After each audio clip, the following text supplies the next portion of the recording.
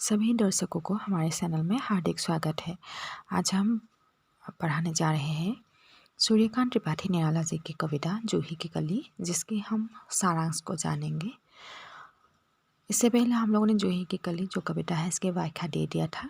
अभी सारांश को देखते हैं।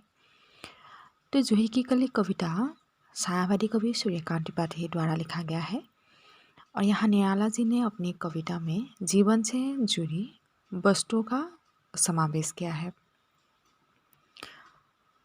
कविता में जूही की कली और पवन दोनों का संबंध दिखाया गया है और दोनों का मानवीकरण किया गया है। नायिका यानी कि जूही की कली, नायक जिसका नाम पवन है और उसके वियोग में वो रहती है। नायक पवन उसे छोड़कर दूर मलयगिरी पर्वत चला जाता है, इसीलिए जूही जो है वो बहुत ही दुखी है। तो आइए सारांश देखते हैं।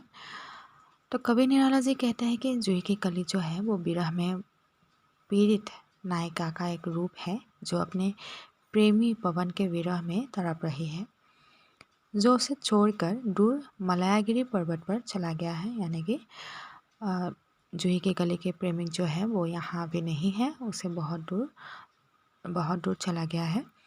वो अपने प्रेमी के स्वप्न में ही खोई रहती है कि कब उसका प्रेमी आएंगे और उन दोनों का मिलन होगा।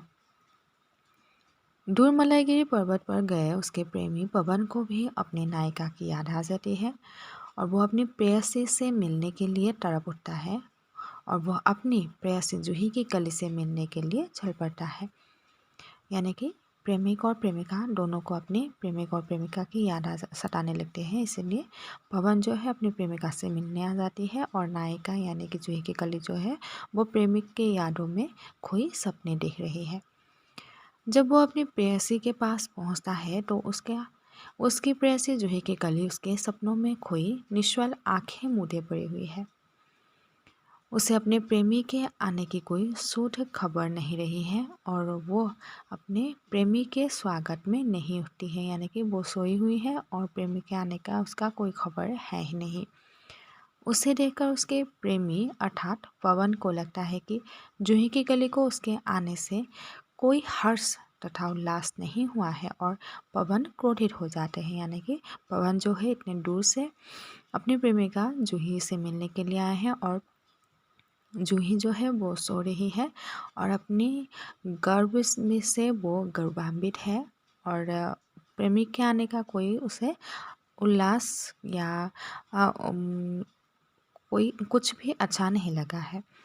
फिर पवन क्रोधित होकर अपने झोंकों को तेज गति से चलाते हैं, जिससे जूही की कली के कोमल तन पर आघात लगता है और वो हड़बड़ाकर उठ जाती है। यानी कि पवन जब गुस्सा करता है और ऐसे समय में जो भी परिवेश है वो हिलने लगते हैं और जूही की कली जाग जाती है।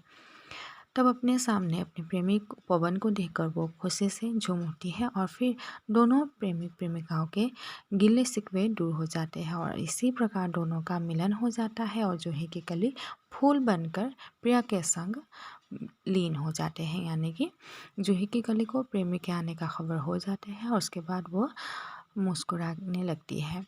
और विशेषता में हम कहेंगे कि इस कविता की जो भाषा है वो बहुत ही सरल है और इसमें मानवीकरण अलंकार का प्रयोग किया गया है और नायक और नायिका के वियोग का वर्णन बहुत ही सुंदर रूप से दर्शाया गया है।